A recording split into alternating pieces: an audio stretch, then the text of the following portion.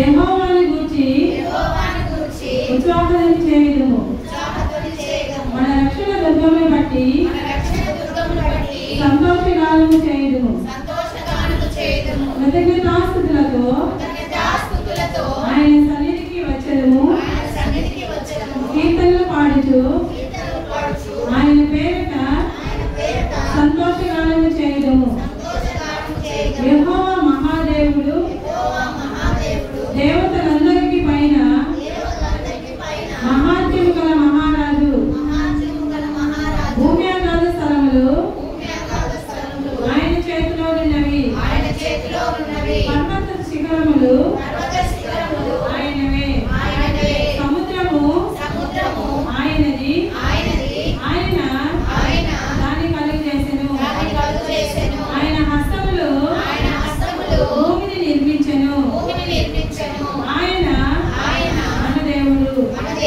మనము ఆయన పాలించు ప్రజలము. ఆయన మేపు గొర్రెలము. రండి నమస్కారము చేసి సాగిలపడదము. మనలను సృజించిన యెహోవా సన్నిధిని మోకరించుదము. నేడు మీరు ఆయన మాట అంగీకరించిన యెడల ఎంత మేలు. అరణ్యమందు ఒలీవ యొద్ద మీరు కఠినపరచుకున్నట్లు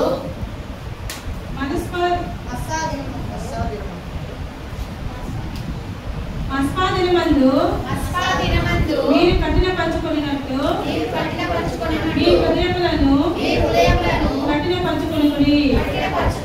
అచ్చట మీ పితరులు నన్ను పరీక్షించి శోధించి నా కార్యములు చూచిరి. 40 ఏళ్ల కాలములో ఆ తరము వారి వలన నేను విసికి వారి హృదయమున తప్పిపోవు. ప్రజలు వారు నా మార్గములు తెలుసుకొనలేదని అనుకుంటుని. కావున నేను కోపించి మీరెన్నడూ నా విశ్రాంతిలో ప్రవేశింపకూడదని ప్రమాణము చేసితిని. ప్రియులారా, ఈ సంకీర్తన రాసింది ఎవరో మనము ఈ యొక్క భావన బట్టి మాటలను బట్టి తెలుసుకోవచ్చు. మోషే గారు 91వ సంకీర్తన నుంచి 90వ సంకీర్తన నుంచి రాశాడు. ఆయన సన్నిధికి ఏ విధంగా మీరు రావాలంటే ఉత్సాహధ్వని చేయించు, సంతోషంగా గానము చేయించు, దేవుడిచ్చిన రక్షణ బట్టి ఆయన సంతోషిస్తూ కృతజ్ఞతాస్తుతులు చెల్లిస్తూ కీర్తనలు పాడుతూ సంతోషంగా దేవుడి సన్నిధికి రావాలి. హల్లెలూయా. ఇంకొకసారి చెప్పండి. ఏ విధంగా దేవుడి సన్నిధికి రావాలి? ఏ విధంగా రావాలి? కీర్తనలు పాడుచు, ఉత్సాహధ్వని చేయించు, ఆయన ఇచ్చిన రక్షణ దుర్గాన్ని చేతపట్టుకుని ఆనందగానం చేయించు, సంతోషంగా దేవుని సన్నిధికి రావాలి. ఎందుకనగా ఆయన మహాదేవుడు. ఇక్కడ ఎంత మంచి మాట్లాడుతుందంటే సముద్రం ఆయనంట, భూమిని ఆయన చేశాడు. తుఫాను చూడండి, మళ్ళా రేపు 28వ తేదీ పెద్ద తుఫాను రాబోతుంది. శ్రీలంక మన తమిళనాడు మధ్యలో ఈ సైడ్ వచ్చిందంటే మనకి చాలా అపాయకరం. అంటే అప్పటి వరకు ఈ కంటిన్యూషన్గా వర్షాలు, అంటే తుఫాన్లు, సంద్రమను అణచగలిగిన దేవుడు ఆయన చేశాడు కదా. ఇప్పుడు ఈ సెల్ చేసిన ఆ టెక్నీషియన్కి ఈ సెల్ మాట్లాడుతుంది, ఈ మైక్ చేసిన టెక్నీషియన్కి ఈ మైక్ మాట్లాడుతుంది.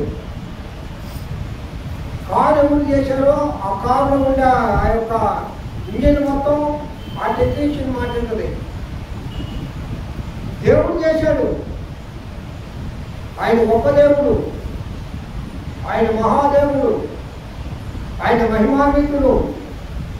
కాబట్టి సంతోషగానంతో దేవుడు తండ్రి కావాలా. మన ముఖాల్లో ఏం కనిపించాలా? సంతోషం. లేదమ్మా ఏం కనిపించాలా? ఏమైనా కనిపించలేదు నీ ముఖంలో. ఏందో బాగొట్టుకున్నట్టు, అంతా పోయినట్టు, ఇంకేముందలే అన్నట్టు చెప్పండి. దేవుడు అయిపోతాడు. సంతోషగానం చేయాలి ప్రభు సన్నిధిలో. దేవుని ఆరాధిద్దామా? ఏమైనా చేయగలవు, కథ మొత్తం మార్చగలవు, నీ నామముకే మహిమంతా తెచ్చుకొనుదువు. ఏమైనా చేయగలవు,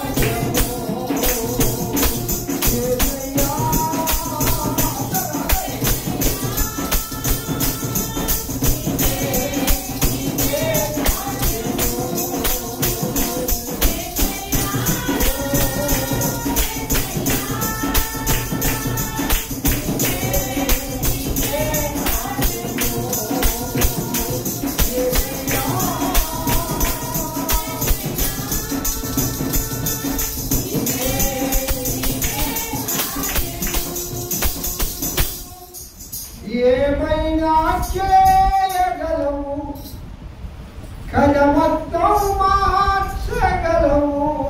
అవును పిల్లరా, భక్తుడు ఎంత గొప్పగా ఈ మాట రాశాడంటే, భూమి నాది, భూమిని నేను సృజించాను, సముద్రము నాది, నేను మహాదేవుడను. ఈ గొప్ప దేవుడి దగ్గరికి ఏ విధంగా మనం వస్తూ ఉన్నాం, ఏ విధంగా ప్రభువును ఆరాధిస్తూ ఉన్నాం. ఆయన ఏమైనా చేయగలడు. ఎర్ర సముద్రంలో 2 పాయలుగా చేయగలిగిన దేవుడు, బండల నుండి నీళ్లు రప్పించిన దేవుడు, ఆకాశం నుండి 40 సంవత్సరములు మన్నాను కురిపించి 16 లక్షల మంది, దాదాపు 20 లక్షల మందిని పోషించిన దేవుడు. ఎక్కడ? అరణ్యములో, ఏది దొరకని చోట పూరేళ్లను రప్పించి తన ప్రజల కోరికను తీర్చిన దేవుడు. అనేక మంది శత్రురాలు, దాదాపు 15 జాతుల వాళ్ళండి, 15 జాతుల వాళ్ళు శత్రురాలు.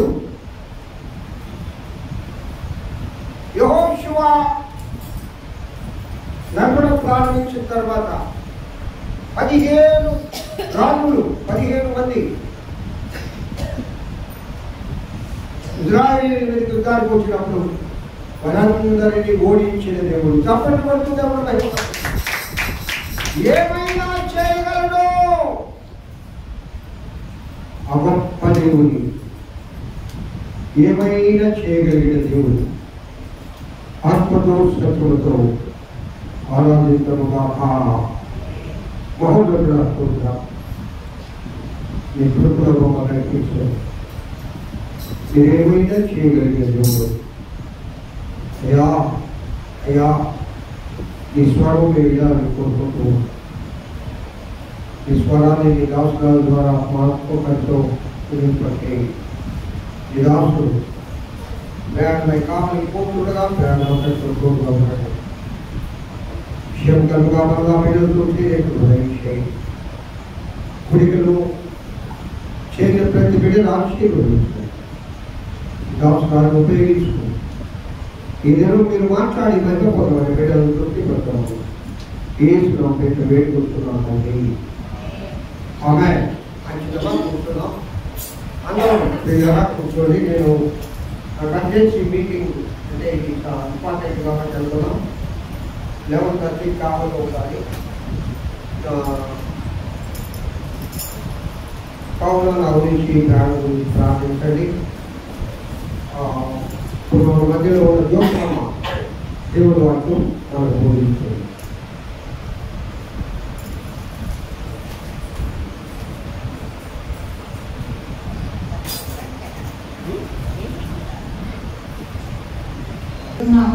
మీ అందరికీ నా వందనాలు తెలుసుకుంటున్నాను. అనుకోని రీతిగా మరలా నేను మీ మధ్యలో ఈ విధంగా నిలబడ్డానండి. అది దేవుడి చిత్తము. నిజంగా నాకైతే తెలియదు ఇంత గొప్ప అవకాశం ఉందని. కానీ అవకాశాలు మన కోసం దాచిపెట్టే దేవుడు కాబట్టి దేవుడి సన్నిధిలో మనకి ఇచ్చిన ప్రతి ఒక్క అవకాశాన్ని మనము వినియోగించుకోవాలని, పాట కానీ, ప్రార్థన కానీ, దేవుడి వాక్యం కానీ మనం చెప్పగలిగినంత మటుకి. ఎవరికి బైబిల్లో ఉన్న ఆత్మీయ అర్థాలు మొత్తం తెలిసిన వాళ్ళు ఎవరు లేరు. ప్రతిరోజు ఇది నూతనంగానే ఉంటుంది కాబట్టి ఈరోజు దేవుడు మనలో ఏం మాట్లాడుతున్నాడో మనం ఆయన సన్నిధిలో కనిపెట్టడానికి మన మధ్యలో ఉన్న నాగరత్నం ప్రార్థన చేస్తుంది దేవుడి వాక్యం కోసం.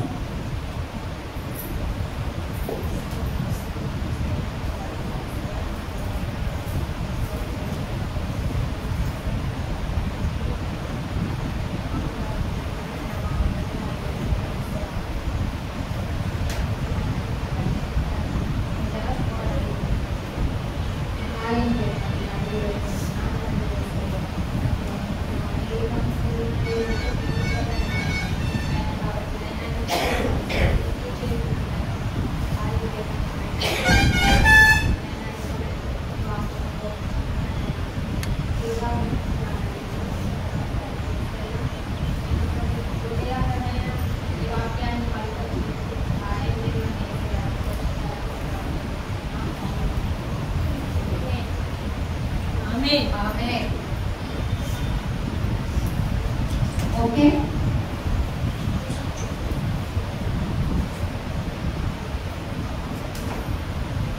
దేవుని నామం పెద్ద అందరికీ వందనాలు. మనము ఈరోజు దేని గురించి తెలుసుకున్నాము అంటే కుటుంబ ఆరాధన యొక్క ప్రాముఖ్యతను మనము తెలుసుకున్నాం. కుటుంబ ఆరాధన అంటే ఏంటి? కుటుంబ ఆరాధన అంటే ఏంటో చెప్పండి.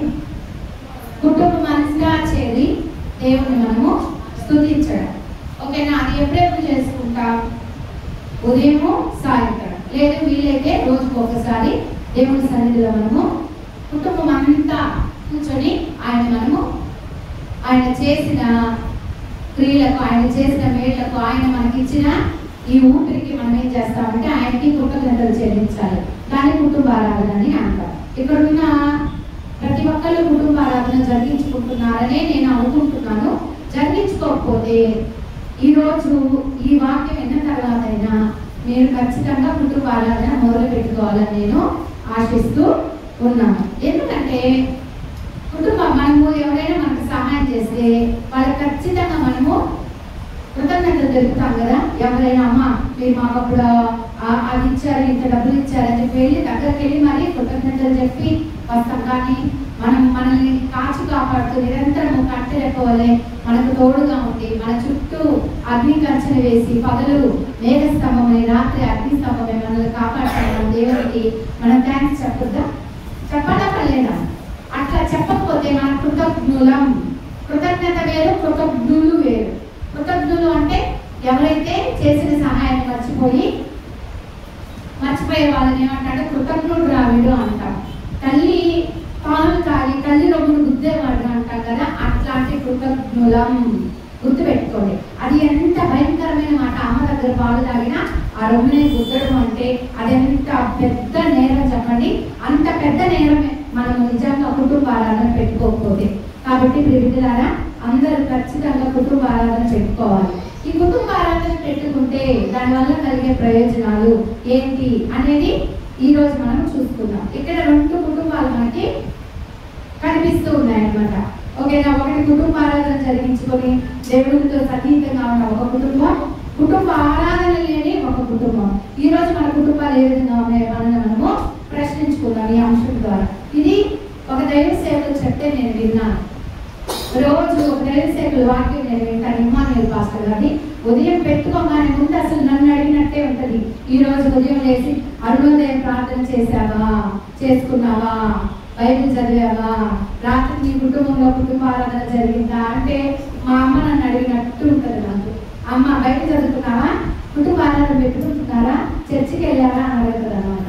మన ఇంట్లో మన తల్లిదండ్రులు ఆ విధంగా. నాకు ఆ పాస్టర్ గారు వెంటనే ఆన్ చేసినప్పుడు, టీవీ ఆన్ చేసినప్పుడు వెంటనే బిడ్డలారా అక్క చెల్లి కుటుంబ ఆరాధన జరిగిందా, బైబిల్ చదువుకున్నావా, ప్రార్థన చేసుకున్నావా, చేసుకోకపోతే కనీసం ఇప్పుడైనా ప్రార్థన చేసుకోమ్మా, వాక్యం చదువుకోమ్మా అంటే నిజంగా ఆయన మాట్లాడుతుంటే సూటిగా నన్ను గర్దించినట్లే ఉంటుంది అన్నమాట. ఆ పాస్టర్ గారు చెప్పిన విషయాలు ఈరోజు నేను మీతో పంచుకోవాలనుకుంటున్నాను. మనము ఆదికాండం 18వ అధ్యాయం తీయాలి. అందరూ బైబిల్ ఉన్న వాళ్ళంతా దయచేసి బైబిల్ తీయండి. ఎవరు అన్ని మనసులుగా ఉండొద్దండి. మనం దేవుడి సన్నిధిలో వారికి ఒకసారి అందరం కూడుకునేది. ఆ ఉన్న 1 గంట అయినా దేవుడితో మనము ఉన్నాము. ఓకేనా? ఆదికాండం 18వ అధ్యాయం చదవండి. మరియు మమ్రే దగ్గరనున్న సింధూర వనంలో అబ్రహాము ఎండవేళ గుడారపు ద్వారమునొద్ద కూర్చొని ఉన్నప్పుడు యెహోవా అతనికి కనబడెను. చాలు. ఇక్కడ ఎవరి కుటుంబం చూపిస్తున్నాడంటే దేవుడు అబ్రహాము గారి కుటుంబాన్ని చూపిస్తూ ఉన్నాడు అనమాట. ఆయన ఎక్కడ కూర్చొని ఉన్నాడు? సింధూర వృక్షము ఎదుట మమ్రే దగ్గర. సింధూర వృక్షం అంటే హెబ్రోన్ అంటే దేవుని సహవాసం, అంటే దేవుని సహవాసంలో ఆయన ఉన్నాడనమాట. ఎప్పుడు ఎండవేళలో కూర్చొని ఆయన దేవుని గురించి ఆలోచిస్తూ ఉంటుంటారు. ఇక్కడ అబ్రహాము గారిలో ఉండే ఇంకొక సుగుణాన్ని కూడా నేను మీకు చెప్తాను అనమాట. ఆయన ఎక్కడికి వెళ్ళి గుడారాన్ని వేసినా మొదటగా ఆయన చేసేది ఏంటి అంటే అక్కడ ఒక బలిపీఠాన్ని కడతాడనమాట. బలిపీఠం అంటే అంటే ఏంటి? దేవుణ్ణి ఆహ్వానించడమే. దేవునికి అక్కడ బలులు అర్పించడం అంటే ఆయన స్తోత్ర బలి, స్తుతి బలి దేవునికి అర్పించడం, ప్రార్థన చేయడం. అలనాడు బలిపీఠం కట్టడము అంటే దేవుని జ్ఞాపకం చేసుకోవడం. ఇలనాడు బలిపీఠాన్ని కట్టడము అంటే దేవునికి మనం ప్రార్థన చేయడం. అంటే ఆయన ఏ పరిస్థితుల్లో ఎక్కడికి వెళ్ళినా, ఎక్కడ గుడాలు తీసుకున్నా అక్కడ దేవునికి సపరేట్ ఒక బలిపీఠాన్ని కట్టేవాడంట. ఈ రోజు నా పరిస్థితి ఏ విధంగా ఉంది ప్రేమికులారా? మనము వెళ్ళిన ప్రతి దగ్గర కనీసం మనం ఉండే చోట్ల దేవునికి మన ప్రార్థన బలిపీఠాన్ని కడుతున్నామా? రోజు మన కుటుంబంలో కూర్చొని దేవునికి ధూపం వేస్తున్నామా? ఆలోచించండి. ఈ అబ్రహాం గారైతే ఎడవేలంట మమ్రే సింధూర వృక్షం ముందు కూర్చొని ఉన్నాడంట. నెక్స్ట్ ఆదికాండం 19వ అధ్యాయం చూడండి. ఇక్కడ ఇంకో కుటుంబాన్ని మనం చూద్దాం. ఆదికాండం 19వ అధ్యాయం చదవండమ్మా. ఆ సాయంకాలం మందు ఆ ఇద్దరు దేవతలు సొదొమ చేరినప్పటికీ లోతు సొదొమ గవిని అంత కూర్చొని ఉండెను. ఇంకా చదువుతాను. ఇక్కడ చూడండి, అబ్రహాం గారేమో ఎండవేళ దేవుని సహవాసం లాంటి సింధూర వృక్షం ఎదురుగా కూర్చొని ఉంటే, ఇక్కడ ఒక కుటుంబాన్ని పరిచయం చేయాలనుకుంటా ఉన్నా, లోతు గారి కుటుంబాన్ని. ఆయన ఎక్కడున్నాడు? సొదొమ గొమొర్రాలో ఉన్నాడంట. ఎక్కడ కూర్చున్నాడు? సాయంత్రం సమయంలో. సాయంత్రం ఏం పని? గవిని వద్ద అంటే ఊరి గవిని వద్ద అంటే ఊరు స్టార్టింగ్ అనమాట. అంత రచ్చబండ అంటారు కదా, అట్లా రచ్చబండ దగ్గర కూర్చొని అంతా ముస్లింతో అంతా చేరి ఏం చేస్తా ఉంటారంటే అక్కడ ఏదో విషయాలు మాట్లాడుకుంటా ఉంటారనమాట. ఓకే, నా కుటుంబానికి సంబంధించిన విషయాలు కానీ, ఏదైనా ఆ విలేజ్ కి సంబంధించిన విషయాలు కానీ. ఇక్కడ లోతు గారు కూడా ఏం చేస్తూ ఉన్నారంటే సాయంత్రం వేళంట ఆయన ఊరి గవిని యొక్క కూర్చొని ఉన్నాడంట. ఏ ఊరు అది? సొదొమ గొమొర్రా.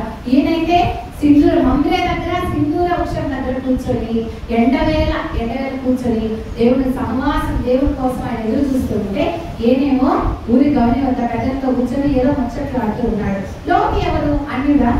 దేవుని తెలియని వాడా? లోతు కూడా అబ్రహాంతో ఎదిగిన వాడే కదా. అబ్రహాంతో తండ్రి ఇంటిని వదిలి అబ్రహాం గారితో వచ్చిన వాడే కదా. అబ్రహాం ఏ విధంగా దేవుని కీర్తిస్తాడు, ఏ విధంగా ప్రతిరోజు దేవుని సహవాసంలో ఉంటాడు అన్నది లోతు గారికి తెలుసు కదా. కానీ ఆయన ఏం చేస్తున్నాడు? అక్కడ ఊరి గవిని యొక్క కూర్చుంటే ఆయన బంధువైన అబ్రహాం గారు మటుకు సింధూర వనం దగ్గర వృక్షం దగ్గర కూర్చొని ఉన్నాడంట. ఇద్దరిని కూడా ఇక్కడ దేవుడు సందర్శించిన సందర్భం అయితే ఉంది. చదువు నాన్న 18వ అధ్యాయం చదువు, రెండో కంటిన్యూ చేయమ్మా. అతడు కన్నులెత్తి చూసినప్పుడు ముగ్గురు మనుషులు అతని యొక్క నిలబడి ఉండేది. అతడు వారిని చూచి గుడారపు వాకిటి వద్ద వారిని ఎదుర్కొనుటకు పరుగెత్తి నేల మట్టుకు వంగి, ప్రభువా, నీ కటాక్షం నా మీద ఉన్న ఎడల ఇప్పుడు నీ దాసుని దాటిపోవద్దు. చాలు. అక్కడ ఏం జరిగింది? ఆయన కూర్చొని ఉన్నప్పుడు ఆ ముగ్గురు దేవదూతలు, ముగ్గురు వాళ్ళే యెహోవా దేవుడు ఉన్నాడు అనమాట. ఇద్దరు దూతలు యెహోవా దేవుడు అబ్రహామును సందర్శించినప్పుడు ఆయన పరిగెత్తుకుంటా వెళ్ళిపోయి నేల మట్టుకు వంగాడంట. మళ్ళీ పైకి నేల మట్టుకు వంగాడంటే ఎట్లా చూపించు. పైకి నేల మట్టుకు వంగడము. నువ్వు కొమ్ము నేల మట్టుకు, ఇంకా మట్టుకు వంగడం. నమస్కారం ఏ విధంగా పెడతావు? వంగలేవా? నేల మట్టుకు నమస్కారం చేశాడంట. వంగు, ఇట్లా చేతులు పెట్టి వంగు, నేల మట్టుకు నమస్కారం. అది కాదంట, రాయ కదా మొప్పుకోలే, ఇంకా వంగాలంట. వంగు, అట్లా నేల మట్టుకు వంగు. వంగాలి, చూపించు, ఏం కాదు. నేల మట్టుకు, నేల మట్టుకు నమస్కారం చేశాడంట అబ్రహాం గారు.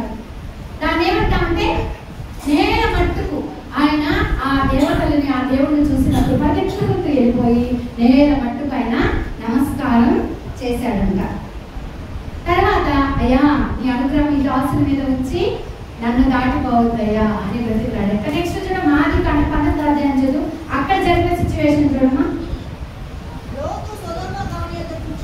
లోతు సొదొమ గవిని యొద్ద కూర్చొని ఉండెను. లోతు వారిని చూచి వారిని ఎదుర్కొనటకు లేచి సాష్టాంగ నమస్కారం చేసి, నా ప్రభువులారా, దయచేసి నీ దాసుని ఇంటికి వచ్చి రాత్రి వెళ్ళముచ్చి కాళ్ళు కడుక్కొనుడి, పెందలకడనే లేచి ఈ త్రోవని వెళ్ళవచ్చునగా. ఓకే, ఇక్కడ కాపీ. ఇక్కడ చూడబోతే అబ్రహాం గారు ఆ ముగ్గురు దేవతలకు ఆ యెహోవా తండ్రికి నేల మట్టుకు నమస్కారం చేస్తే లోతు గారు అంటే సాష్టాంగ నమస్కారం చేశారు. ఎవరు చేసి చూపిస్తారు సాష్టాంగ నమస్కారం చేయండి? ఎవరు చేయగలరు సాష్టాంగ నమస్కారం? చేయి. దేవుని సన్నిధిలో సాష్టాంగ నమస్కారం చేయడం అనేది ఎంత గొప్ప ఆశీర్వాదం అంటే చెయ్యండి. నిజంగా సాష్టాంగ నమస్కారం చూపించండి, తప్పులేదు. మన దేవుని సన్నిధిలో సాష్టాంగ పడటము అది మనకి ఎంత ధన్యత తెలుసా? కార్యం చెయ్యి, సాష్టాంగ నమస్కారం చెయ్యి. అది వెరీ గుడ్. దేవుడు నేను మిక్కిలిగా ఆశీర్వదించుగాక. సాష్టాంగ నమస్కారము. లోతు గారు ఆయనైతే నేల మట్టుకు వంగి నమస్కరించాడు. అబ్రహాం గారు లోతు గారు మటుకు సాష్టాంగ నమస్కారము చేశారంట. లోతు కూడా మనసులో భయం ఉంది. యెహోవా దేవుడు ఎంత గొప్పవాడు, అబ్రహాం గారిని ఆశీర్వదించిన విధానాన్ని బట్టి లోతు గారికి కూడా గొప్ప, ఆయన మీద చాలా భక్తి ఉంది, మనసులో చాలా భయం కూడా ఉందన్నమాట. ఇద్దరు కూడా దేవుణ్ణి వెల్కమింగ్ డిఫరెంట్ గా చేసినప్పుడు హృదయపూర్వకంగా ఇద్దరు చేశారనమాట. ఈయన నేల మట్టుకు వంగాడు అబ్రహాం గారు. ఆయన వచ్చి సాష్టాంగ నమస్కారం చేసి అయ్యా ఈ రోజు మా ఇంట్లో ఆతిథ్యానికి రండి, తిరిగి రేపు వెళ్ళిపోతుందని చెప్పి లోతు గారు కూడా రిక్వెస్ట్ చేశారంట. అక్కడ ఏ సందర్భం జరిగిందో చూద్దాం. అది కానీ 18 కంటిన్యూ చేయనా? నేను కొంచెం నీళ్లు తెప్పించదను, దయచేసి కాళ్ళు కడుగుకొని ఈ చెట్టు క్రింద అలసట తీర్చుకొని కొంచెం ఆహారం తెచ్చేదను, ఈ ప్రాణములను బలపరచుకుని తరువాత మీరు వెళ్ళవచ్చును. చదువునా? ఇందు నిమిత్తము కదా మీరు మీ దాసులతో వచ్చిద్దరను. వారు నీవు చెప్పినట్లు చేయమనగా అబ్రహాము గుడారములోనున్న శారాయకు త్వరగా వెళ్ళి నీవు త్వరపడి 3 మానికల మెత్తని పిండిని తెచ్చి పిసికి రొట్టెలు చేయమని చెప్పాను. మరియు అబ్రహాము పశువుల మందకు పరిగెత్తి ఒక మంచి లేత దూడను తెచ్చి ఆ పనివానికి అప్పగించెను. వాడు దానిని త్వరగా సిద్ధపరచెను. తర్వాత అతడు వెన్నను పాలను తాను సిద్ధము చేయించిన దూడను తెచ్చి వారి యొద్ద పెట్టి వారు భోజనము చేయించుండగా వారి యొద్ద ఆ చెట్టు కింద నిలిచి ఉండెను. ఇక్కడ ఏం జరిగింది? వాళ్ళు నేను అన్నట్టే చేయము అని చెప్పినప్పుడు అబ్రహాం గారు పరిగెత్తుకుంటే ఎవరి దగ్గరికి వెళ్ళారు? శారమ్మ దగ్గరికి వెళ్ళారంట.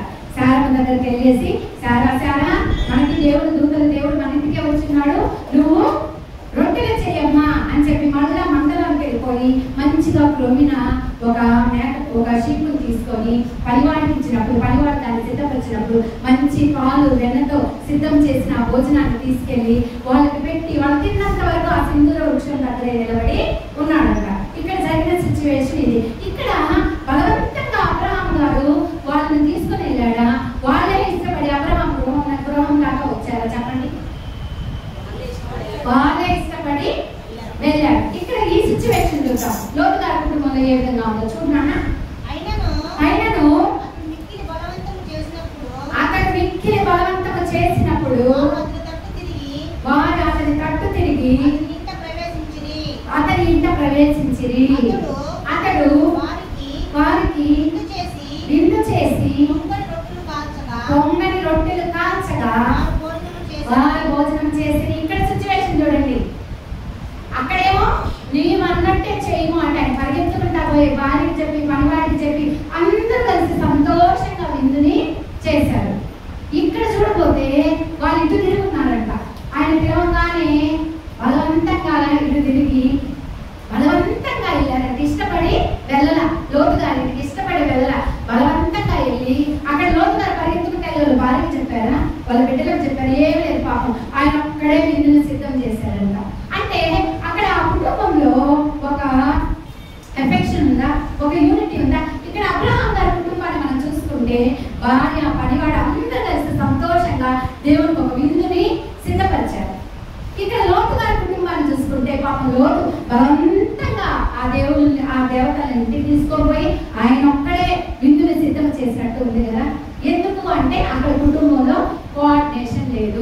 ఎందుకు లేదు అంటే దేవుని యొక్క ప్రార్థన, దేవుని స్తుతి అక్కడ లేదు.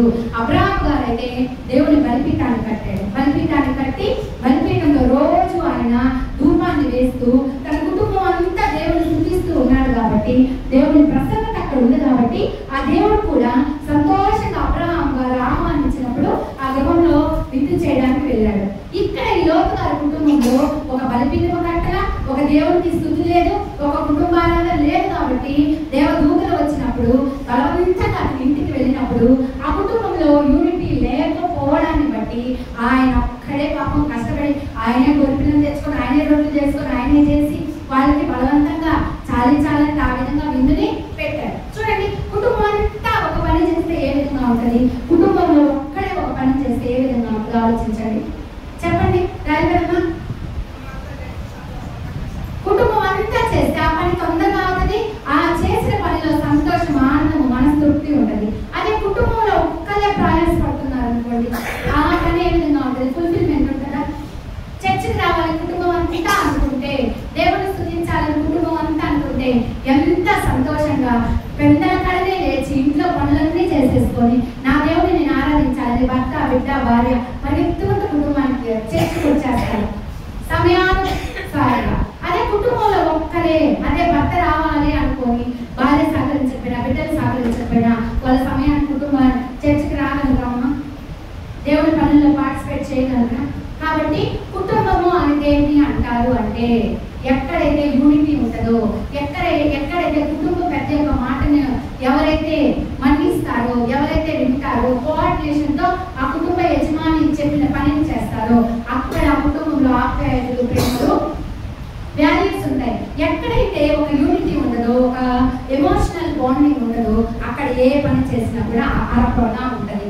ఆ ఎమోషనల్ బాండింగ్ అనేది ఎట్లా ఏర్పడుతుంది అంటే నువ్వు నేను ఎమోషనల్ బాండింగ్ ఫామ్ చేసుకుంటే ఎవరు, ఆ ఎమోషన్ ఫామ్ అవ్వాలి అంటే ఏముండాలి అంటే దేవుని యొక్క ప్రసన్నత ఉండాలి. దేవుడు మన ఇంట్లో ఉండాలి. యేసే మన ఇంట్లో ఉంటే సమాధానం, సంతోషము. యేసే మన ఇంట్లో ఉంటే ఆనందము. Jesus in the family, happy happy హో. హ్యాపీ చిన్నప్పుడు మన సండే స్కూల్ పాట హ్యాపీ హ్యాపీ హో. యేసే ఇంట్లో ఉంటే ఎంతో ఆనందం, ఎంతో ఆనందం, ఎంతో ఆనందం. యేసే మన ఇంట్లో. అదే యేసే మన ఇంట్లో లేకపోతే ఎప్పుడు దుఃఖమే, ఎప్పుడు అడుపులే, ఎప్పుడు ఏడుపులే, ఎప్పుడు పెడబోలే.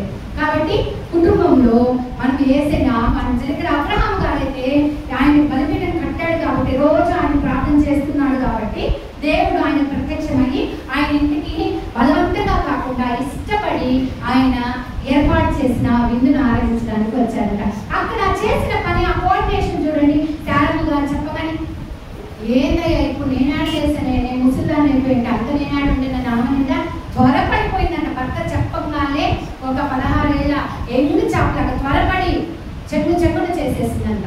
తర్వాత ఆయన పనులు చెప్పగా మంచి చూడ ఆయనే పోయి స్పెషల్ మంచిది ఏర్కొని వచ్చి ఆయన ఏర్పాటు చేసి, అంటే మన ఇష్టమైన వ్యక్తి ఎవరికన్నా మనం ఏదన్నా పెట్టేటప్పుడు, ఏదన్నా వండేటప్పుడు చాలా ఇష్టంగా చేస్తాం కదా. అదే మనకు నచ్చిన వ్యక్తి ఇంటికి వచ్చాడు, ఏదంటే అది సర్ది పంపించు. అదే నీకు నచ్చిన వ్యక్తి ఇంటికి వస్తాడు, మీ అక్క వస్తుందో, మీ అమ్మ వస్తుందో, మీ ఎవరు వస్తున్నారు వాళ్ళంటే మీకు చాలా ఇష్టం అన్నప్పుడు వాళ్ళకి విందుని ఏ విధంగా ఏర్పాటు చేస్తారు చెప్పండి.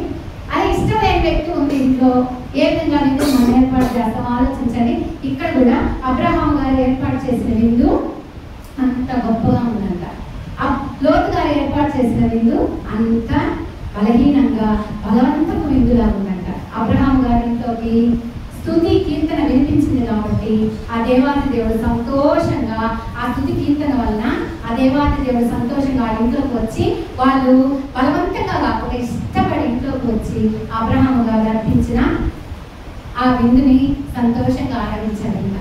తర్వాత లోతు గారు వచ్చినప్పుడు, లోతు గారు పిలిచినప్పుడు ఆయన ఇంట్లో స్తుతి కీర్తన లేదు కాబట్టి దేవుడు బలవంతంగా ఆ ఇంటికి వెళ్ళాడంట. అక్కడ ఆ బలవంతంగా ఆయన ఏర్పాటు చేసిన విందుని కొందరంటే కదా మనం బలవంతం చేసినప్పుడు వాళ్ళు ఏమన్నా అనుకుంటారు, కలబెట్టేసి వదిలేస్తాం కదా, మనస్ఫూర్తిగా తినం. అదే మనల్ని ప్రేమగా ఆహ్వానించినప్పుడు కడుపు నిండా తృప్తిగా తిని మళ్ళా ప్యాకెట్లు కట్టుకొని ఎదురు వెళ్ళిపోతాం. నేనైతే ప్రతి ఆదివారం అదే చేస్తాను. వస్తాను, హ్యాపీగా తింటాను, మళ్ళా నైట్ కూడా అన్ని ప్యాకింగ్ చేసుకొని వెళ్ళిపోతాం. అంటే మనకి ఎక్కడ ప్రేమ ఉంటుంది, అదే మనం పక్కన వెళ్ళిపోతే మనం ప్యాకింగ్ చేసుకోగలమా? మన నాది ప్రేమ అనుబంధం ఉన్నాయి అనుకున్న దగ్గర మనం ఆ విధంగా బిహేవ్ చేస్తాం. దేవుడు కూడా అబ్రహాం ఇంటిని ఆ విధంగా ఫీల్ అయ్యాడు అనమాట. లోతు గారి ఇంటిలో మటుకు బలవంతంగానే ఉంది అంత విషయం. నెక్స్ట్ చదువుతాను, అబ్రహాం విషయం చదువుతాను. ఆదికాండం 18 కంటిన్యూ. కొంచెం ఆహారం తెచ్చెదను. తరువాత అతడు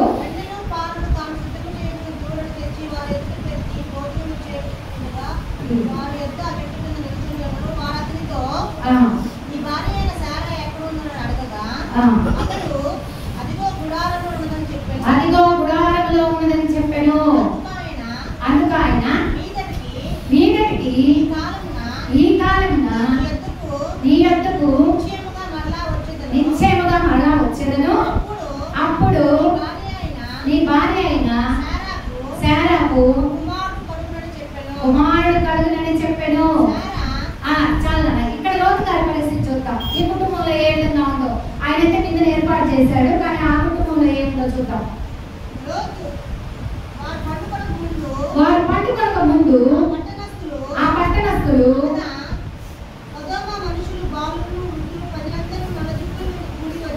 కూడి వచ్చి ఆ ఇంటిని చుట్టివేసి లోతును పిలిచి మనుషులు ఎక్కడ మేము వారిని కూడినట్లు మా ఎద్దకు వారిని వెలుపలకు తీసుకురమ్మని అతనితో చెప్పగా లోతు వారి ఎద్దకు వెళ్ళి తన వెనుక తలుపు వేసి అన్నలారా అంత పాపం కట్టుకోబాకండి, ఇదిగో ఓకే. అక్కడ జరిగిన సిచ్యువేషన్ ఏంటి తర్వాత చదువుతాను.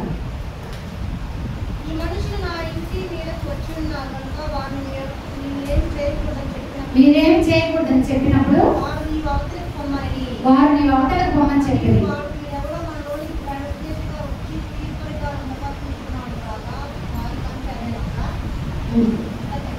నెక్స్ట్ చదువుతాను. కింద వచ్చిన సరే, అక్కడ జరిగిన సిచ్యువేషన్ మనందరికి తెలుసు. ఏమైంది?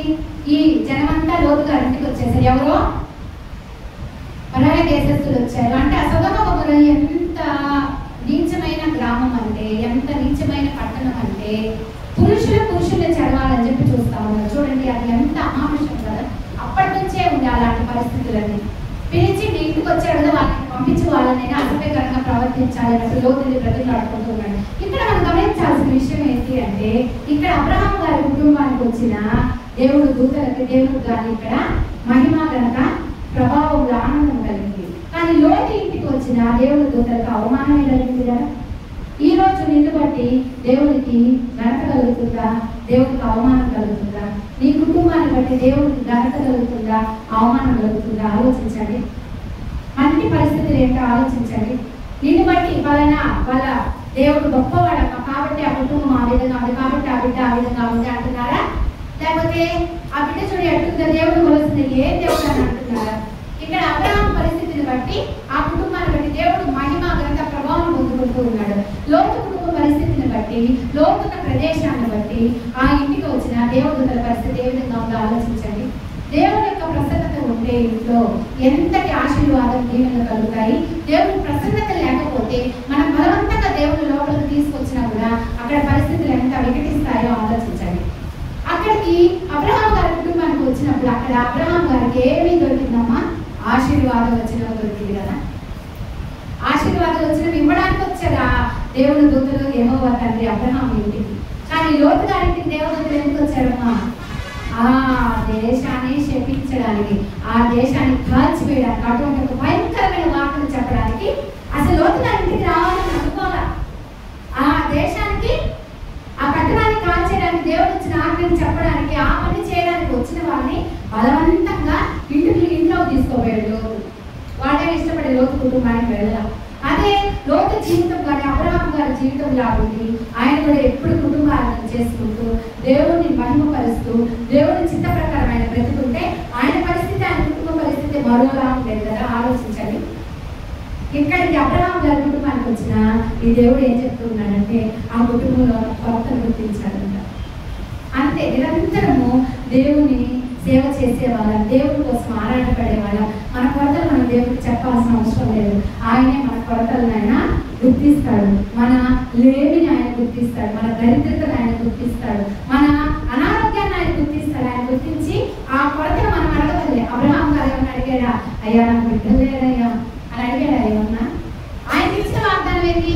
నేను విశ్వాసంకు తండ్రిగా చేస్తాను, కట్ట జాలంట విస్తారమైన జనానికి తండ్రి. కానీ ఒక్క బిడ్డ కూడా తండ్రి కాలేని పరిస్థితి ఇక్కడ అబ్రహాం గారిది. 100 ఏళ్ళు 100 ఏళ్ళు వచ్చేసాయి, ఒక్క బిడ్డ పుట్ట. కానీ దేవుడు ఇచ్చిన వాగ్దానం ఏంటి? పట్ట జాలనంత విస్తారమైన జనానికి నీవు తండ్రివి. అప్పుడు వెంటనే క్వశ్చన్ మార్క్ రాదు, ఒక్క బిడ్డనే నాకు ఇల్లేదైనా విస్తారమైన జనానికి నేను తండ్రిని ఎంత అవుతానయ్యా? మా దగ్గర ₹1 లేదు, నువ్వు కోటీశ్వరుడు అవుతావు అంటే మనం నమ్ముతామా? అయ్యా తింటాక ఒక ₹10 లేవు నాయన, నా దగ్గర బ్యాంక్ బ్యాలెన్స్ కోట్ కట్టి ఉంటుందయ్యా. ప్రశ్నించేస్తాం కదా. కానీ అబ్రహాం గారు ఎప్పుడు కూడా ఆ విధంగా ప్రశ్నించరా. ఆ ప్రశ్నించని ఆ తీరునే యేసయ్య యెహోవా దేవుడు గమనించి ఆయన అడగకుండానే ఆ పదవి తీర్చడానికి వచ్చాడు. కాబట్టి మన జీవితాల్లో కూడా ఎప్పుడు ఏదో ఒక దేవుడు మనకు ఒక పరీక్ష పెడుతూనే ఉంటాడు. ఒక పరీక్ష అనేది ఉంటుంది. ఆ పరీక్షని ఎవరైతే ఎక్కువ పాస్ అవుతారో ఖచ్చితంగా దేవుడు వాళ్ళ జీవితాల్లో మంచి రిజల్ట్ అనేది ఇస్తాడు. కానీ మనం నిరీక్షణగా ఎదురు చూడాలి. 24 hours చర్చ అంటుంటాం. నీ బ్రతికేందమ్మా, నీ పరిస్థితి ఏందమ్మా, నీకేమన్నా ఉద్యోగం ఉందా, నీకేమన్నా ఇది ఉందా అని చెప్పి ఈ లోపల నేను ఎన్నన్నా అనొచ్చు. కానీ నువ్వు ఎవరికోసం కనిపెడుతున్నావు? ఎవరితో నీ స్నేహం, ఎవరి మీద నీ నిరీక్షణ, ఎవరిని దేవుడుగా నువ్వు పెట్టుకున్నావు నీ జీవితంలో ఆలోచించడం. అప్పుడు మనకి ఎంత ధైర్యం వస్తుంది కదా. వాళ్ళకి తెలియదు మన దేవుడు ఎంత గొప్పవాడు, వాళ్ళకి తెలియదు మన దేవుడు మన పట్ల ఎన్ని అద్భుత కార్యాలు చేశాడు, వాళ్ళకి తెలియదు ఎన్ని ఆకలి లేని రాత్రులు మనకి, మన కడుపుకి అన్నం లేని రోజు మన కడుపుని నింపాడు, నిద్ర లేని రాత్రులు మనకు గడిపినప్పుడు మనకు తోడుగా ఉన్నాడు. మనకి మన దేవునికి, నాకు నా దేవునికే తెలుసు. వాళ్ళకి ఏం తెలుసు? మన ఏడుపు, మన దుఃఖం మనకి మన దేవుడికే కదా తెలుస్తుంది. కాబట్టి ఆ పనులు అనే మాటలు మనం భయపడాల్సిన అవసరం ఉంది. ఇక్కడ అబ్రహాం గారు చేసిన ఇది కూడా అదే, నిరీక్షిస్తూనే ఉన్నాడు. ఆయనకి ఇచ్చే వాగ్దానం బట్టి పట్టజాలనంతా ఎక్కడ ఒక్క బిడ్డ కూడా లేడే. శారము మనకి ఎక్కడో చిన్న, మనం ఆడవాళ్ళకి అదే కదా, ఎప్పుడో అనుమానాలు, ఎక్కడో కుంచిత స్వభావం ఎక్కువ, మనకి చిన్న మనసు, జ్ఞానం మైండ్, మనకి బ్రాడ్ మైండ్ ఉంటుంది. వెంటనే ఒకరు పెడితే మంచిగా నేస్తాం, అక్కడ ఏదైనా కొంచెం తగ్గితే వెంటనే మన రియాలిటీ అనేది బయటకు వచ్చేస్తుంది. కానీ మగవాళ్ళు ఆ విధంగా ఉంటారు, వాళ్ళు చాలా స్టేబుల్గా ఉంటారు.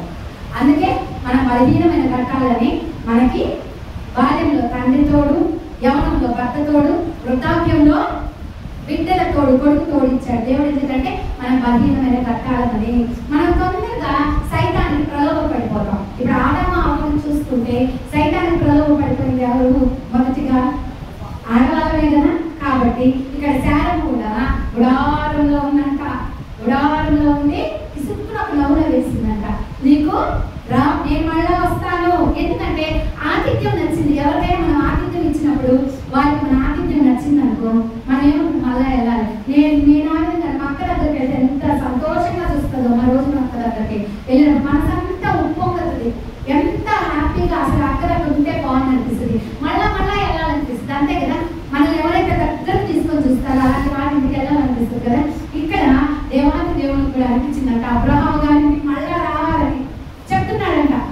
మరలా కానీ నేను మరలా ఇదే రోజు వచ్చే సంవత్సరం వస్తాను, ఆ టయానికి నీ భార్య ఒడిలో పెట్టుంటాడంటే ఆమె వినికి సుక్కుని నవ్వించిందంట శారమ్మ. నవ్విన తర్వాత దేవునికి తెలుసు కదా మనం ఏం చేస్తాం, అన్ని దేవుడికి తెలుసు కదా. శారమ్మ ఎందుకు నవ్వుతున్నావు అంటే, అమ్మో నేను నవ్వలేదు. ఆ సందర్భం అంతా మీరు ఇంటికి వెళ్ళాలి చదువుకోండి. నవ్వలేదు అన్నప్పుడు ఆమె శార అంటే అర్థమైంది, నోటి నిండా నీకు నవ్వు కలుగు చేస్తాడు. ఆమె నవ్వినందుకు ఆమెకు నవ్వు ఆయన కలుగు చేశాడు. ఇక్కడ ఇంకొక క్లాస్ మీరు అండర్లైన్ చేసుకోవాలి. ఆమెకి స్త్రీ ధర్మము ఆగిపోయిందంట. ప్రెగ్నెంట్ అవ్వాలంటే మనకు తెలుసు కదా విషయం. స్త్రీ ధర్మం ఆగిపోయిన 100 సంవత్సరాల ఒక వృద్ధురాలికి ప్రెగ్నెంట్ రావడం ఏంటండి, 100 సంవత్సరాల ఆ వృద్ధ దంపతులకి దేవుని యొక్క క్రియ ఆ విధంగా ఉంటుంది. ఆయన కోరుకుంటే ఏదైనా చేయగలడు, ఆయన ఒక్కడే చేయగలడు, ఏదైనా చేయగలడు, ఆయన ఒక్కడే చేయగలడు. నువ్వు అనుకోవచ్చు నా స్థితి ఈ విధంగా ఉందే, ఈరోజు ఈ స్థితి ఈ విధంగానే ఉండదు. రాత్రి అవుతుందమ్మా, మళ్ళా ఉదయం రాదా, వెలుగు నీ జీవితంలోకి రాదా, అని మనసులో కొనుక్కుంటున్నా భర్త ఏం చెప్తే అది మటుకు ఆమె పాటించడం మానలేదన్నమాట. ఆమె నవ్వు విన్న దేవుడు, సారా నువ్వు నమ్మట్లేదు కదా, అయ్యో శ్రీధర్మమే నాకు ఉడిగిపోయింది, నాకెక్కడ బిడ్డలు అంటే ఆ ప్రాక్టికాలిటీ ఆలోచించిందట. లాజిక్ మన ప్రతి దానికి నా కొడుకు అంటారు, దీంట్లో ఏమన్నా లాజిక్ ఉందా మన ఇంట్లో అని అడుగుతాడు. ఏదైనా ఒక సందర్భం దీంట్లో లాజిక్ ఏంటి చెప్పు, నీ విషయం ఏంటి చెప్పు. ఇప్పుడున్న జనరేషన్ ఏంటంటే ప్రాక్టికాలిటీ ఎక్కువ, లాజిక్ చెప్పు నాకు అంటాడు. నేనేమంటానంటే మనకు దేవుడి మీద నిరీక్షణ ఎక్కువ కాబట్టి మనం దేవుడి మీద ఆధారపడతాం. ఇక్కడ శారం కూడా ప్రాక్టికల్గా ఆలోచించినది, కానీ దేవుడు చేసిన వాగ్దానాన్ని ఆయన ఏమన్నా మర్చాడా? అదే ఏడాది అదే రోజు ఆ శారం ఒడిలో ఆయన ఒక మగబిడ్డను ఉంచాడంట. ఇక్కడ దేవుని కుటుంబ ఆరాధన, దేవుడికి ప్రతినిత్యము బలిపీఠము కట్టి దేవుడికి ప్రార్థన చేసిన కుటుంబంలో ఒక ఆశీర్వాదపు వాగ్దానాన్ని పొందుతున్నారు. ఇక్కడ లోతు గారి కుటుంబంలో చూస్తే ఒక శాపం, భయం మీరందరూ నడవండి, ఇక్కడ ఇక మరుక్షణంలో ఈ పట్టణం అనేది నాశనం అవబోతుంది. ఒక నాశన వార్తను తీసుకొని రావడానికి దూతలు, కుటుంబ ఆరాధన లేని ఇంట్లోకి దేవుడు దూతల ప్రవేశం ఆ విధంగా ఉంటుంది. ఆలోచించండి, ఈ రోజు మన కుటుంబ ఆరాధన పెట్టుకుందామా వద్దా? కుటుంబ ఆరాధనలో ఉంటే దేవుని యొక్క ఆశీర్వాదాలతో దేవుడు నీ గృహంలోకి వస్తాడు. ఆయన బలవంతంగా పిలవబడే అబ్బా పలానా జోస్నా కుటుంబం భలే దేవుని ప్రార్థిస్తా ఉందని చెప్పి ఆయన ఎదుర్కొని వచ్చేస్తాడు. అబ్బా పలానా జోస్నా ఎప్పుడు గొడవలే రచ్చలే, బా ఇక్కడ నేను ఎందుకమ్మా అని చెప్పి రాడనమాట. అవును, ఇది నిజం. రక్షణ ఉన్న దేవుని కలిగిన ఇంట్లో నుంచి అంటే రక్షణ సునాద గీతాలు వినిపిస్తాయి. మన ఇళ్ళలో నుంచి ఏమి వినిపిస్తాయి ఆలోచించండి. అరుపులే వినిపిస్తుంటాయి కదా, అరుపులు, పెడవకులు, ఒరే ఒమే వస్తే కానీ ఇవే గొడవలు కదా. ఒక్కసారి ఆలోచించుకోండి, మన కుటుంబం నుంచి ఏం వినిపిస్తున్నాయి. ఇప్పుడైతే ఎక్కువగా బిగ్ బాస్ వినిపిస్తా ఉంటుంది నాకు తెలిసి కదా, నిజమే. ఎక్కడ పడితే బిగ్ బాస్ వాయిసే, ఓకేనా? కాబట్టి మనం ఏం చేయాలి అంటే దేవుని కుటుంబాలను పెట్టుకోవాలి. కుటుంబాలను పెట్టుకుంటే దేవుడిని బలవంతంగా ఆహ్వానించాల్సిన అవసరము లేదు. ఆశీర్వాదాల వెల్లువతో ఆయన నీ కుటుంబంలోకి వస్తాడు. నీ కుటుంబంలో ఉన్న కొరతలు తీర్చడానికి నీ కుటుంబంలోకి వస్తాడు. ఆ విధంగా కొదువులు తీర్చుకున్న అబ్రహాం గారి కుటుంబంలో నిరంతరం ఏముందమ్మా? బలిపీఠం కట్టి దేవుని స్తుతిస్తూ ఉన్నాడు. అదే కుటుంబ ఆరాధన లేని లోతు గారి కుటుంబంలో ఏముంది? శాపం. ఆ శాపం నుంచి లోతు గారి కుటుంబం రక్షింపబడింది కదా అని మీరు అడగచ్చు. మీలాంటి మంచోళ్ళు మాలాంటి కుటుంబాల కోసం ప్రార్థన చేయబట్టి శాపాలు పడకుండా నా కుటుంబాన్ని దేవుడు రక్షిస్తూ ఉన్నాడేమో. ఇక్కడ చూడవద్దు, లోతు గారి పరిస్థితి కూడా అంతే. అబ్రహాం గారు ప్రార్థిస్తున్నారు, అయ్యా సొదొమ గొమొర్రాలో ఒక 50 మంది, ఒక 20 మంది, ఒక 30 మంది, ఒక 10 మంది, ఆయన 10 మంది అంటే రక్షిస్తావా అంటే అక్కడ ఎవరున్నారు? లోతు కుటుంబం ఉంది. అయ్యో నా బంధువు కుటుంబం అక్కడ ఉంది, ఆ కుటుంబం నాశనం అయిపోతుందేమో, ఆ కుటుంబము పాడైపోతుందేమో నాయనా అంటే అబ్రహాం గారు చేసిన ప్రార్థన బట్టి లోతు గారి కుటుంబాన్ని దేవుడు ఏం చేశాడు? రక్షించడానికి వెళ్ళాడు అనమాట. ఇప్పుడే చెప్పుకున్నాం కదా, విందు చేయమంటే కుటుంబం కోఆర్డినేషన్ అందరూ కలిసి చేసుకున్నారు. అబ్రహాం గారి కుటుంబం, ఈ లోతు గారి కుటుంబం కోఆర్డినేషన్ తప్పిన కుటుంబం. లోతు ఏం చెప్పింది? మీరు వాళ్ళ కళ్ళకు నేను బయట పంపించేస్తాను, మీరందరూ ఈ ద్వారం నుంచి వెళ్ళిపోతాము, తర్వాత నేను ఆ పట్టణాన్ని కాల్చివేస్తాను అని చెప్పిందా? అక్కడ కూడా మన లోతు గారి భార్య ఏం చేస్తుంది? లోతు గారి భార్య అక్కడ కూడా గమ్ముగా రావచ్చునా? అబ్రహాం గారు చెప్పినప్పుడు అమ్మమ్మ ఏం చేసింది? శారం ఏం చేసింది? మంచిగా ఎవరికి ఏంటి ఇల్లు ఉంచాలి, ఎందుకో మన ఇంట్లో పిండి ఎంతుందో నీకు తెలుసా, మన ఇంట్లో నూనె ఎంతుందో నీకు తెలుసా, నువ్వు ఎట్లా చేయమంటావు అని అడిగిందా? భర్త చెప్పగానే 3 ఉంచాలా, కానీ ఇంకో కొంచెం కూడా ఎక్కువ వేసే చేసేసుకుంటుంది. ఇక్కడ లోతు భార్య మటుకు రామ మనందరం వెళ్తామంటే వెళ్ళినట్టు వెళ్ళి అమ్మో నా పశువులు, అమ్మో నా ఇల్లు, అమ్మో నా జనం అని తిట్టా తిరిగి చూస్తుందంట. నెక్స్ట్ స్టాచ్యూ ఉప్పు స్తంభం అవుతుంది. అక్కడ కూడా కోఆర్డినేషన్ తప్పిందా? యూనిటీ తప్పిపోయింది కదా. అదే భర్త చెప్పిన మాట వీరి భర్త వెంటే వెళ్ళిపోయి ఉంటే, దేవుడు చెప్పిన మాట వీళ్ళు వెళ్ళిపోయి ఉంటే ఆమె ఉగ్రత నుంచి తప్పింపబడేది కదా. ఎందుకు యూనిటీ లేకుండా పోయింది అంటే దేవుని యొక్క ప్రసన్నత లేదు, కుటుంబ ఆరాధన లేదు ఆ కుటుంబంలో. ఆ లోతు గారు సొదొమకి వెళ్ళినప్పుడు అక్కడ బలిపీఠం కట్టాడా? బలిపీఠం కట్టి అక్కడ ఏమన్నా దేవుడు ప్రార్థన చేశాడా? కానీ అబ్రహాం గారు అడుగు పెట్టిన ప్రతి దగ్గర బలిపీఠాన్ని కట్టాడంట. హల్లెలూయా, ఆమేన్. ఈరోజు నువ్వు నేను బలిపీఠాన్ని కడుతున్నావా? నీ ప్రతి ఒక్క పనిలో దేవుని బలిపీఠం కడుతున్నావా? దేవుడిని ప్రార్థన చేస్తావా? బిడ్డలారా ఆలోచించండి. నువ్వు ఏ పని మొదలు పెట్టినా మీకు ఒక విషయం చెప్తా. మా అమ్మ కనీసం బస్సు ఎక్కి సీటు దొరకాలని కూడా ప్రార్థన చేసుకుంటుంది. నాకైతే ఒక్కొక్కప్పుడు నవ్వు వస్తుంది. అదేనా బస్సులు అవునమ్మా, నేను వెయిట్ చేసుకుంటాను ఆయన, నేను నిలబడలేదు కదా, బస్సుకి ప్రార్థన చేసుకుంటా, అయ్యా నాకు సీటు కావాలి ఆయన. నిజంగా ఆమె ఎంత భక్తి కదా. నాకు ఒక్కొక్కసారి నవ్వు వస్తుంది. షాపింగ్ పోవాలన్నా ప్రార్థన, కొత్త చీర తెచ్చుకుందాను కూడా తప్పని ముసిగేసుకుంటుంది. ఆ తల మీద వేసుకొని ప్రార్థన చేస్తే అప్పుడు ఆ కొత్త చీర పట్టుకుంటుంది మా అమ్మ. కొత్త బట్టలు వేసుకోవాలంటే దేవుని అనుమతి కావాలా? ఇక్కడ చూడకపోతే అబ్రహాము గారు అడుగడుగు బలిపీఠాన్ని కట్టి కుటుంబాన్ని ఏ విధంగా కట్టుకున్నాడు చూడండి. లోతు గారైతే సొదొమ గొమొర్రాలో ప్రవేశించినప్పుడు బలిపీఠాన్ని కట్టి ఉంటే ఆ లోతు గారి యొక్క జీవితము, ఆ కుటుంబం యొక్క పరిస్థితి మరో విధంగా ఉండేదేమో ఆలోచించండి. ఆయన ఏమైనా అన్ని కుటుంబాల నుంచి వచ్చాడా? అబ్రహాము గారిని చిన్న నాటి నుంచి చూస్తూ ఎదిగిన కుటుంబమే కదా. అబ్రహాం గారు ఏం చేస్తారో లోతు గారికి తెలుసు కదా. ఆయన చిన్న కుటుంబమే కాదు, ఆయన కూడా చాలా ఆశ్రయింపబడ్డాడు. చాలా పశువులు, మేకలు, సంపద, సిరి సంపదలతో తోడుతూ అక్కడే ఒక రాంగ్ స్టెప్ వేసేసాడు. నీకు కావాల్సింది నువ్వు ఎందుకో అన్నప్పుడు ఒక్కసారి అబ్రహాం గారు, నానా నువ్వే చెప్పాయా నన్ను ఏ దారిని వెళ్ళమంటావు? పెద్దవాళ్ళ సలహా అడిగితే తప్పేంటి? కలవేసిన వాళ్ళు ఇంటికి సిరి అంట, ఇంటికి ఒక ఆశీర్వాదం. పెద్దలు ఉన్నారు కదా, ఆయన ఎంచుకోమన్నప్పుడు ఒక్కసారి నన్ను ఎదుర్కోమంటావయ్యా, మీరే చెప్పండి అయ్యా, నాకు తెలియదు, దేవుడి దగ్గర కనిపెట్టాను ఆయన మన ఇద్దరు, దేవుడు నన్ను ఎదుర్కోమంటే నేను అడుగుపోతానని అన్నాడా? ఎల్లడం ఆలస్యము. చుట్టూ చూడగానే అప్ప కలర్ఫుల్గా మంచిగా పచ్చిక బయలుతో ఉంది. ఏదైతే నేను నా పశువులు నేను భలే ఉంటా అని చెప్పి ఓన్ డెసిషన్ తీసేసుకొని వెళ్ళిపోయాడు. సరే మంచిదే, వెళ్ళావు. తెలంగాణ నీ బంధువుల నుంచి నేర్చుకున్న విషయం ఏంటి? వెళ్ళిన చోట బలిపీఠం కట్టాలా? కట్టిలో ప్రార్థన చేయాలా? వెళ్ళగానే బలిపీఠం లేదు, ఏం లేదు. పోయేసి మంచిగా ఆయన సిచ్యువేషన్స్ అన్ని చూసుకొని అక్కడ ఉన్న పాపాల్లో చేయగలిపేసి ఆయన కుటుంబం ప్రస్తుతం పట్టిపోయింది.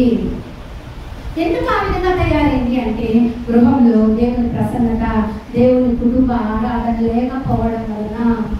ప్రార్థన బలిపీఠం కట్టుకున్న అబ్రహాము కుటుంబము నిరంతరం ఆశీర్వదింపబడి విశ్వాసం, అబ్రహాము విశ్వాసము చూసి ఇస్సాకును ఆశీర్వదించను, ఇస్సాకు విశ్వాసము చూసి యాకోబును ఆశీర్వదించను, యాకోబు విశ్వాసం చూసి యోసేపును ఆశీర్వదించను, యోసేపు విశ్వాసాన్ని చూసి మిగతా ఇశ్రాయేలు జనాంగానంతా దేవుడు ఆశీర్వదించాడట. విశ్వాసం విశ్వాసం విశ్వాసం విశ్వాసం. ఆ విశ్వాసం ఎక్కడి నుంచి వచ్చింది? అబ్రహాము గారి పితరుల తరం నుంచి వచ్చింది. ఈ రోజు నీ తరాన్ని నువ్వేం పరిచయం చేస్తున్నావు బిడ్డ? ఈ రోజు నీ తల్లిదండ్రులకు పరిచయం చేసిన విధానాన్ని నీ దేవుడిని నీ బిడ్డలకు పరిచయం చేస్తున్నావా? నీ కుటుంబానికి నువ్వు పరిచయం చేస్తున్నావా? నీ కుటుంబానికి ఆశీర్వాదకరంగా నువ్వు ఉన్నావా? ఆశీర్వాదకరంగా నువ్వు ఉండేది ఎప్పుడు అంటే కుటుంబంలో నిరంతరం ఆయన చేసిన మేళకై నువ్వు కుటుంబ ఆరాధన పెట్టుకున్నప్పుడే బిడ్డ. పెట్టుకుంటున్నారా కుటుంబ ఆరాధన? మన అమ్మ ఏం చేస్తుంది? నాన్న అమ్మ ఎప్పుడు తెలుస్తుంది? రెండు విషయాలు వదిలేస్తుంది కదా. తిందురంటే ఆకలి తిన్నాయన తర్వాత కుటుంబ ఆరాధన పెట్టుకున్నారని అమ్మ పిలిచేది 2 సార్లే కదా. ఇక్కడ అమ్మలో ఉన్నాను అందుకే కదా. నేనైతే నా కొడుకు 2 విషయాలకే పిలుస్తాను. పని ఏం చెప్పను చేయదు. 2 విషయాలు. తింటున్నారా? తిన్నానా? రారా కుటుంబ ఆరాధనకి. అమ్మ ఏమన్నా రాండి రా సీరియల్ చూద్దామని పిలుస్తుందా? బిగ్ బాస్ చూద్దామని పిలుస్తుందా? సినిమా చూద్దామని పిలుస్తుందా? బయట తిరగదామని పిలుస్తుందా? దేని పిలుస్తుంది మిమ్మల్ని? కుటుంబ ఆరాధన, దేవుడి సన్నిధి. చర్చికి పోదామరా? కుటుంబ ఆరాధన పెట్టుకున్నారా? బయట చదువుకోనైనా, దేవుడి పాటలు నేర్చుకోనైనా, ఈ విషయాలకే కదా పిలుస్తుంది. అలా తల్లి పిలిచినప్పుడు, తల్లి మాటలు లక్ష్య పెట్టినప్పుడు, బిడ్డలారా, యవనస్తులారా, తల్లి తండ్రి మాటను అలక్ష్య పెట్టినప్పుడు, నీకు అవసరం దేవుని సన్నిధిలో ప్రార్థించినప్పుడు నీ ప్రార్థన మీ తండ్రి వినడు. నిజమిది, అండర్లైన్ చేసుకోండి, వినడు. మీకు అదేమంటే శపిస్తున్నావా, బెదిరిస్తున్నావా, భయపెట్టవా? అవును, దేవుని వాక్యం విని మనం భయపడాలి. దేవుని వాక్యంలో ఎన్నో ఆశీర్వాదాలే కాదు, శాపవచనాలు కూడా ఉన్నాయి. ఆయన యొక్క ప్రసన్నత తెలుసుకొని కూడా ఆయన మనం హానర్ చేయకపోతే, సీఎం వస్తున్నాడమ్మా, నేను నిలబడి కాలేసుకొని ఒప్పుకుంటాడా? బాగా ఇట్లా చూసి ఒక అధికారి టీచరే నువ్వు, సీఎం వచ్చాడు లేక చక్కగా, సీఎం వచ్చాడు నువ్వు లేక ఏం చేస్తాడు? నెక్స్ట్ ఉద్యోగం ఉంటుందా? తర్వాత ఇట్లా ఒక పంట చూసి ఎవరు ఎల్లో కలర్ చీర చెప్తున్నామా? పీకే ఇహలోక సీఎం దాకా నీ అధికారి మా కరస్పాండెంట్ వస్తాడు, నేను లేదు కాలు మీద కాదు, నెక్స్ట్ డే నా ఉద్యోగం ఉండదు. అట్లాంటిది దేవాది దేవుడు నువ్వు హామీ చేయకపోతే దేవుడు నేను ఎందుకు ఆశీర్వదిస్తాడు? అంటే ఇదేమన్నా డిమాండా? మన ప్రార్థన అవును డిమాండ్. ఖచ్చితంగా దేవుడిని అడగాలి. ఏదైనా కావాలంటే దేవుడు మనము అడగాలి. ఒక దైవ సేవకులు చెప్పారు ఒక విషయం. ఇద్దరు భక్తులు ఉన్నారంట. ఒకడేమో దేవుడు పని ఏం చేయాలంటే కానీ దేవుడు అంటే చాలా భక్తి అంట. ఒకడేమో మా బండి లాగా దేవుని ఆలయాన్ని చెప్తాడు, దేవుని అంత చూస్తాడు, అన్ని పెడతాడు, దేవుడు అంటే భయం. ఇద్దరు దేవుని దగ్గరకు పోయారు. ఒకడు మా చెల్లి గాడు అంటాడు, ఒకడు బండి గాడు అంటాడు. ఓకేనా? దేవుని దగ్గరకు పోయారు. దేవుడు ఎవరికి ఎక్కువ ప్రతిఫలం ఇస్తాడు? ఇద్దరు సేమ్ ఇస్తాడా? చెల్లికి తక్కువ, బండికి ఎక్కువ. ఎందుకంటే అననిత్యం దేవునిలో ఆ గుడ్డేసి తుడిచి అన్ని చేసి, అంటే దేవుని దగ్గర కూడా ప్రయారిటీస్ ఉంటాయి. కాబట్టి ఆ భక్తులు ఎక్కడ కూర్చున్నారు? ఎంతమంది భక్తులు దేవుని సింహాసనం ఎదుట? 27 ఎంతమంది భక్తులు? 24 మంది పెద్దలు సాష్టాంగపడి ఆయనకు స్తుతులు చెల్లిస్తూ ఉంటారంట. మనం ఒక్క క్షణము 10 నిమిషాలు 15 నిమిషాలు దేవుని స్తుతించడం మీకు ఇష్టం లేకపోతే నిరంతరం పల్లవ రాజ్యంలో దేవుని ఎట్లా స్తుతిస్తాం? పల్లవ రాజ్యంలో నీకు నాకుంటే పని ఏంటి? వంటలు బిర్యానీ చేయడమా, చికెన్ చేయడమా, వండి పెట్టడమా, వికాసం చూడటమా? ఏంటి పల్లవ రాజ్యంలో? నిరంతరం వేవేల గాన స్తుతి గానాలు. ఇంకా జీవితాంతం అదే. నువ్వు ఇక్కడ 10 నిమిషాలు దేవుని స్తుతులు చెప్పలేం కానీ పల్లవ రాజ్యంలో దేవుని సన్నిధిలో ఏముంటావు? కాబట్టి అలవాటు చేసుకో. పరలోక రాజ్యానికి నేను వెళ్ళాలి, నాకు ఒక గురి ఉంది అనుకున్న బిడ్డ ఇక్కడ దేవుని స్తుతించడం అలవాటు చేసుకో. దేవుని స్తుతిలో ఎవరైతే ఆనందం పొందుతారో, దేవుని స్తుతించడంలో ఎవరైతే సంతోషం పొందుతారో వాళ్ళకే పరలోక రాజ్యంలోకి అర్హత. ఎవరికైతే దేవుని సన్నిధిలో కూర్చోవాలన్నా ఇష్టం ఉండదో, దేవుని సన్నిధన్నా, దేవునికి ప్రార్థన చేయాలన్నా, దేవుని స్తుతి చెప్పాలని ఎవరికి ఇష్టం ఉండదో వాళ్ళకి నో ఎంట్రీ. ఏంటంటే అక్కడ చేసేది నేను హోటల్లో జాబ్ చేస్తాను, ఉద్యోగానికి పోయే హోటల్లో నీకు వండడమే ఇష్టం లేదు, హోటల్లో నీకు ఉద్యోగం ఎంత వస్తుంది?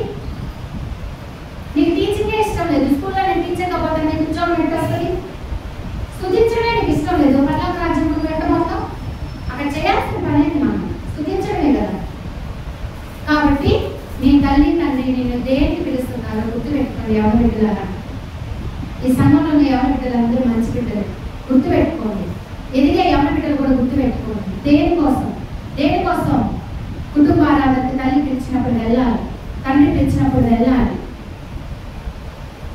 దానికి లాజిక్ లేని ఉదయం నుంచి మీరు స్కూల్కి పోయి చదివినా, కష్టపడినా, చెమట వచ్చినా, పని చేసినా దేవుడికి ఇచ్చేసి వీటన్నిటి వల్ల మీకు శారీరక శ్రమే, కానీ దేవుడికి ఇస్తారు 10 నిమిషాలు.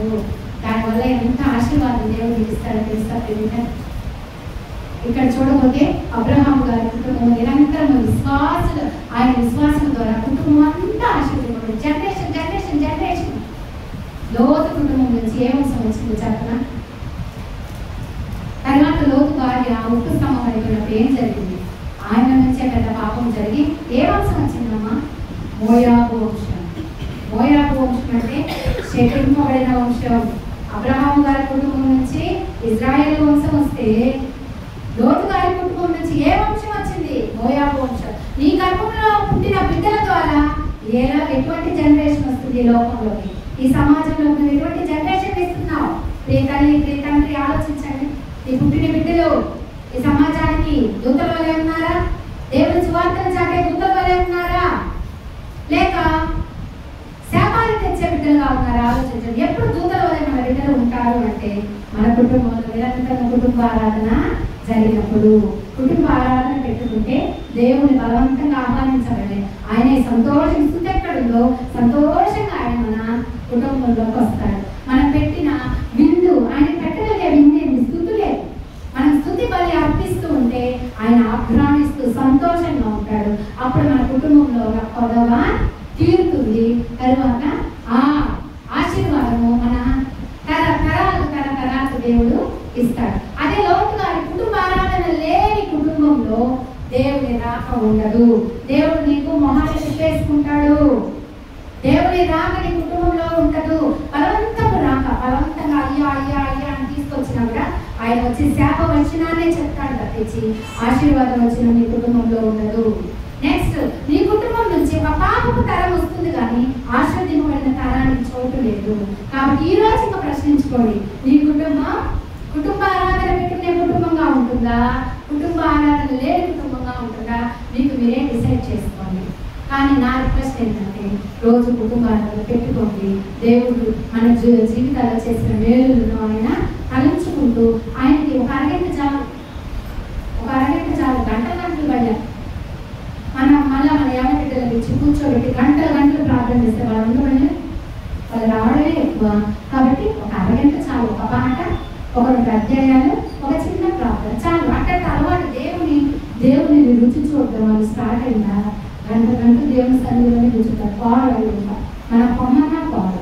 కాబట్టి మన పిల్లలకు మనం దేవుని పరిచయం చేసి మన కుటుంబాలు నిరంతరం కుటుంబ ఆరాధన పెట్టుకొని పెట్టుకున్న కుటుంబం ఏ విధంగా అయితే ఆశీర్వదింపబడిందో ఆ విధంగా మన కుటుంబాలు ఆశీర్వదింపబడాలని కోరుకుంటూ ఈ చిన్న దేవుని వాక్యాన్ని నేను ముగిస్తూ ఉన్నాను. హల్లెలూయా.